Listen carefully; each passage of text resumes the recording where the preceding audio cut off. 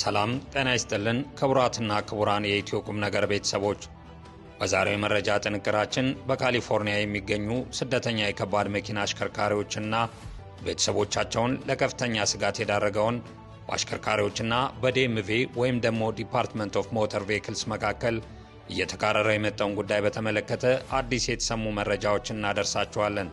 እስከ ፍጻሜው አብራችሁን ቆዩ። ቻናላችንን ሰብስክራይብ በማድረግ ቤተሰብ እንዲሆኑ የአክብሮት ግብዣችን ነው።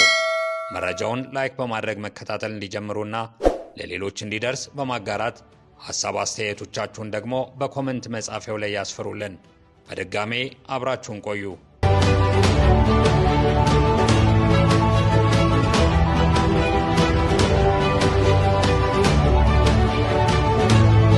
በካሊፎርኒያ ስደተኛ የከባድ መኪና አሽከርካሪዎች በዲኤምቪ ወይም ደግሞ ዲፓርትመንት ኦፍ ሞተር ቬሂክልስ ላይ በፍርድ ቤት ክስ መሰረቱ። በአሜሪካ ውስጥ የትራክ መንዳት ሥራ የኢኮኖሚ አንዱ ዋና መሰረት ነው። ምግብ፣ መድኃኒት፣ ነዳጅ፣ ዕቃና የኢንዱስትሪ ውጤቶች ከአንድ ግዛት ወደ ሌላ ግዛት በትራክ ይጓጓዛል።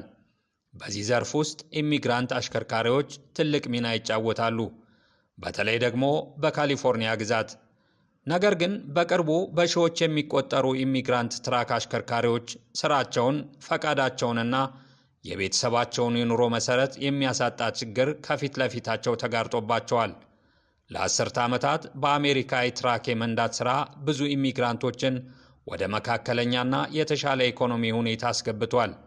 በተለይ ከህንድ፣ ከሜክሲኮ እና ላቲን አሜሪካ፣ ከአፍሪካ በተለይም ከምስራቅ አፍሪካ የመጡ ሰዎች የትራክ ሾፌርነት እንደ ዋና የገቢ ምንጭ መርጠው ኑሯቸውን እየገፉ ይገኛሉ። በአሜሪካ የትራክ አሽከርካሪ ለመሆን ከፍተኛ የኮሌጅ ዲግሪ የማያስፈልገው፣ ደሞዙ ከብዙ ሌሎች ሥራዎች የተሻለ መሆኑና የትራክ አሽከርካሪነት ሥራ ተፈላጊ እንዲሁም ቶሎ የሚገኝ መሆኑ በምክንያትነት ይጠቀሳል። በአሜሪካ ለከባድ መኪና ወይም ደግሞ ትራክ አሽከርካሪዎች የሚሰጠው የመንጃ ፈቃድ ሲዲኤል ወይም ደግሞ ኮመርሻል ድራይቨርስ ላይሰንስ በመባል የሚታወቅ ሲሆን ይህ የመንጃ ፈቃድ ያላቸው ሰዎች የትራክ፣ ባስና ሌሎች ከባድ መኪናዎችን እንዲያሽከረከሩ ሕጋዊ ፈቃድ የሚሰጥ ነው። በካሊፎርኒያ ሲዲኤል ለመቀበል ፈተና፣ የእንግሊዝኛ ቋንቋን መረዳትና ሕጋዊ ማንነት ማረጋገጫዎችን ማቅረብ ያስፈልጋል። ብዙ ኢሚግራንቶች በኤች-1ቢ፣ ቲፒኤስ፣ አሳይለም ፔንዲንግ፣ ወርክ ፐርሚት ወይም ደግሞ ኢኤዲ ወዘተ ሁኔታ ላይ ሆነው ሲዲኤል ተቀብለዋል። ለሰሞኑ የትራክ አሽከርካሪዎች ክስ መነሻ የሆነው በካሊፎርኒያ ዲኤምቪ ውስጥ ተደረገ የተባለው ኦዲትን ተከትሎ ዲኤምቪ ከ20 ሺህ በላይ ለሚሆኑ የሲዲኤል የመንጃ ፈቃድ ባለቤቶች ወደ ቤታቸው በ60 ቀናት ውስጥ ሕጋዊ ሁኔታዎችን የሚገልጽ ዶክመንት ካላሳዩ ፈቃዳችሁ ይሰረዛል የሚል ደብዳቤ መላኩ እንደሆነ እየተነገረ ነው። ይህ በሺዎች የሚቆጠሩ የከባድ መኪና አሽከርካሪዎችንና ቤተሰቦቻቸው ላይ ከባድ ድንጋጤ ፈጥሯል። በዚህ የዲኤምቪ ኦዲት መሰረት አንዳንድ ሲዲኤል ፈቃዶች ከአሽከርካሪዎች የሥራ ፈቃድ ወይም ደግሞ ቪዛ ጊዜ በላይ እንደተሰጡ ተገንዝቧል። ይህም ፌዴራል ሕግ ጥሰት ተብሎ ተቆጥሯል። ይህን አስደንጋጭ ውሳኔ ተከትሎ የትራክ አሽከርካሪዎቹ ፈቃዱ በመንግሥት ስህተት ተሰጥቷል፣ ተጠያቂነቱን በአሽከርካሪው ላይ መጣል አይገባም፣ ይወሰዳል የተባለውም እርምጃ ተገቢ ያልሆነና እኛንም ቤተሰቦቻችንንም ስጋት ላይ የጣለ ነው ሲሉ የካሊፎርኒያውን ዲኤምቪ ከሰው ፍርድ ቤት አቁመውታል። አይሲኢ በካሊፎርኒያ መንገዶች ላይ የመንገድ ኦፕሬሽኖችን አካሂዶ 100 በላይ የሚሆኑ አሽከርካሪዎችን በቁጥጥር ስር መዋሉና አንዳንዶቹ ሲዲኤል ቢኖራቸውም የኢሚግሬሽን ሁኔታቸው ችግር ያለበት መሆኑን ስጋት ፈጥሯል። በአጠቃላይ ከጁን 25 2025 ጀምሮ የአሜሪካ መንግሥት ኮመርሻል ሞተር ቬሂክልስ ወይም ሲኤምቪ የአሽከርካሪዎችን የእንግሊዝኛ ቋንቋ ብቃት እንደ አስገዳጅ ዋና መስፈርት እንዲሆን ትዕዛዝ ከተላለፈ በኋላ አሽከርካሪዎች የመንገድ ምልክቶችን ማንበብ፣ በእንግሊዝኛ መግባባትና የሕጋዊ ጥያቄዎችን መልስ በእንግሊዝኛ ተግባብቶ በቂ መልስ የመስጠት ግዴታ ተጥሎባቸዋል። የእንግሊዝኛ መረዳታቸው ዝቅተኛ ሆኖ የተገኘባቸው አሽከርካሪዎችም እንዲቆሙ ወይም ደግሞ አውት ኦፍ ሰርቪስ እንዲሆኑ መወሰን ይቻላል። ይህንም ምዘና የሕግ አካላት አሽከርካሪዎችን በመንገድ ላይ በማስቆም መተግበር መጀመራቸው የሚታወስ ነው። ይህ በስደተኞች ላይ እየተደረገ ያለው ጥብቅ ቁጥጥርና የፖሊሲ ለውጥ አካል የሚመስለው የካሊፎርኒያ ትራክ አሽከርካሪዎች ክስ በፍርድ ቤት መታየቱን እንደቀጠለ ሲሆን መንግስትና የፌዴራል አካላትም እየተወያዩበት ያሉና ውሳኔውም በቀጣይ ወራት የሚጠበቅ ይሆናል ተብሏል።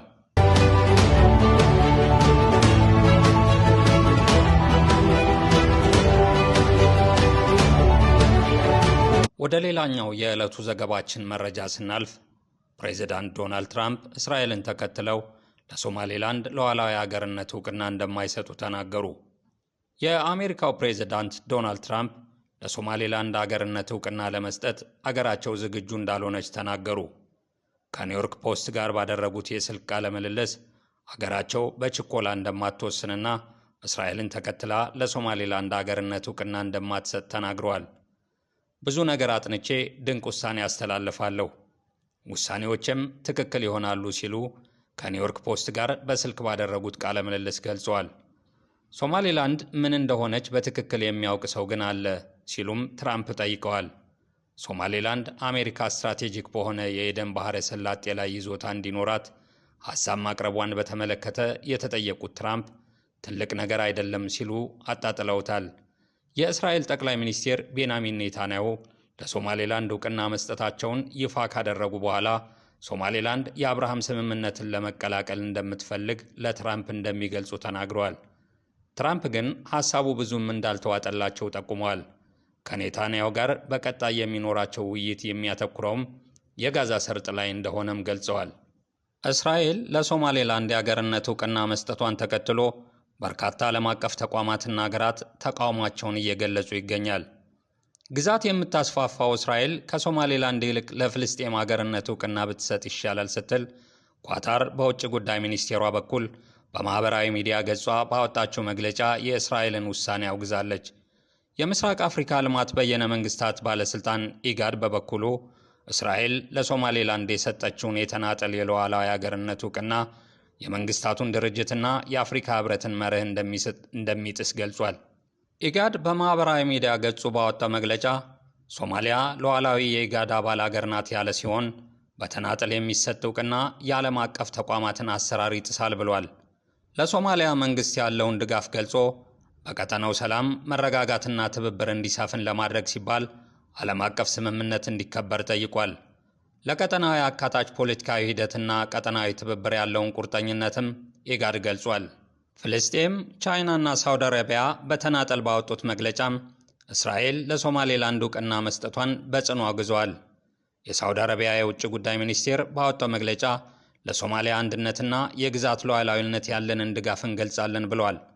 እስራኤል ለሶማሌላንድ ዕውቅና መስጠቷ የተናጠልና አስገንጣይ እርምጃ መሆኑን ጠቅሶ ዓለም አቀፍ ሕግን ይጻረራል ሲል ኮንኗል። ፍልስጤምም ለሶማሌላንድ የተሰጠውን ዕውቅና እንደማትደግፍ አስታውቃለች።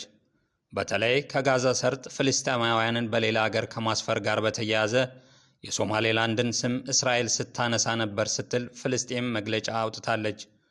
እስራኤል በማንኛውም ሽፋን ተጠቅማ በግድ ሕዝባችንን እንድታፈናቅል አንፈቅድም ብላለች። በሶማሊያ የቻይና ኤምባሲ በማኅበራዊ ሚዲያ ባወጣው መግለጫ የሁለቱ አገራት የውጭ ጉዳይ ሚኒስቴሮች በስልክ ውይይት እንዳደረጉ ጠቅሶ ለሶማሊያ ያለውን ድጋፍ ገልጿል። ቻይና የሶማሊያ ሉዓላዊነት፣ ብሔራዊ አንድነትና የግዛት ወሰንን ትደግፋለች ሲልም የኤምባሲው መግለጫ ያትታል። ቱርክ በበኩሏ የእስራኤል ውሳኔ በቀጠናው አለመረጋጋትን ይፈጥራል ስትል ውሳኔውን ኮንናለች። የሶማሊያ ወዳጅ የሆነችው ቱርክ በኢትዮጵያና በሶማሌ መካከል በሶማሌላንድ ምክንያት የተፈጠረውን አለመግባባት ያሸማገለች ሲሆን ባለፉት 2 ዓመታት ውስጥ ከፍተኛ ምጣኔ ሀብታዊና ወታደራዊ ስምምነትን ከሶማሊያ መንግስት ጋር ማድረጓ ይታወቃል። በተያያዘ ዘገባ የየመኑ ሁቲ አማጽያን መሪ እስራኤል ወደ ሶማሌላንድ ከገባች ወታደራዊ ኢላማ እንደሚያደርጓት መዛታቸውን የፈረንሳይ ዜና ወኪል ኤኤፍፒ ዘገበ።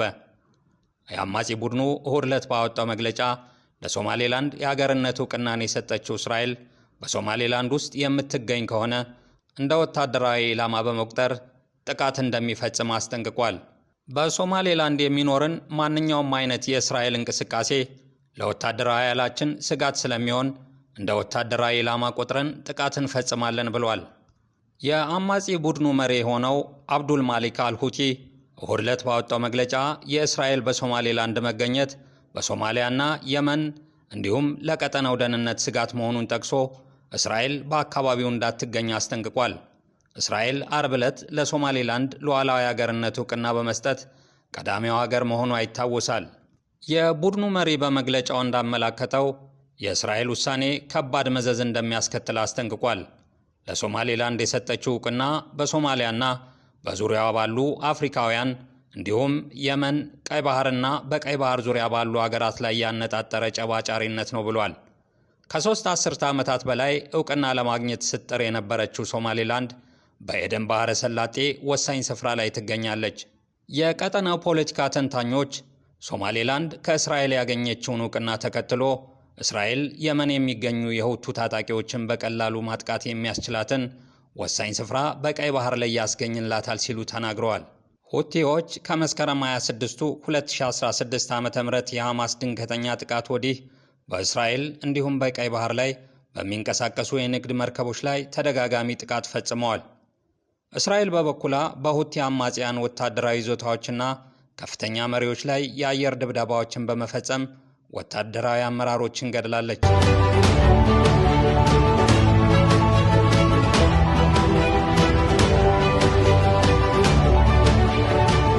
ከሀገር ውስጥ ወዳገኘነው ሌላኛው ተጨማሪ ዘገባ ስናልፍ ኢትዮ ቴሌኮም ለደንበኞቹ የአገልግሎት ታሪፍ ማሻሻሉ ተሰማ።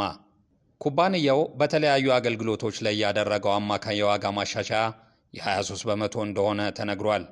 ኢትዮ ቴሌኮም ይህን የታሪፍ አገልግሎት ማሻሻያ ያደረኩት ተለዋዋጭ የማይክሮ ኢኮኖሚ የካፒታልና የሥራ ማስኬጃ ወጪዎች ከፍ ማለቱ ነው ብሏል። ከዚህም ባለፈ ኩባንያው የአገልግሎት ጥራትን ለማስጠበቅ የታሪፍ ማሻሻያ አድርጌያለሁ ብሏል። በዚህ መሰረት የዋጋ ማሻሻያ ከተደረገባቸው አማካኝ 23 በመቶ ውስጥ የቴሌብር ልዩ ስጦታ ጥቅል 10% ቅናሽ ወደ 20% ከፍ ብሏል። ኩባንያው ካሉት አብዛኛው ጥቅሎች ላይ 38 የተለያዩ ጥቅሎች ላይ ምንም አይነት የዋጋ ጭማሪ አላደረኩም ብሏል። ከዚህ ውስጥም የ1 ብር፣ የ2 ብር፣ የ5 ብርና የ1 ሰዓት ጥቅሎች ባሉበት እንዲቀጥሉ ወስኛለሁ ማለቱን ከኩባንያው ተሰምቷል። በተመሳሳይ የኢትዮጵያ የቴሌኮም ኢንዱስትሪ ሁለተኛ አቅራቢ ሆኖ የተቀላቀለው ሳፋሪኮም ኢትዮጵያ የታሪፍ ማሻሻያ ማድረጉ ከቀናት በፊት ተዘግቦ ነበር። ሳፋሪኮም ኢትዮጵያ ይህንን ጭማሪ ያደረኩት በተመሳሳይ የኢንቨስትመንትና የኦፕሬሽን ወጪዎች ከፍ ማለታቸውን ተከትሎ እንደሆነ ተናግሯል። ሳፋሪኮም ኢትዮጵያ በበኩሉ በአገልግሎቶቹ ላይ ከ20 በመቶ ጀምሮ እንደየደረጃው እስከ 80 በመቶ ጭማሪ ማድረጉ ይታወቃል። ውድ አድማጭ ተመልካቾቻችን ለዛሬ ያሰናዳንላችሁን የመረጃ ጥንቅር በዚህ ፈጸምን። ቸር ይግጠመን።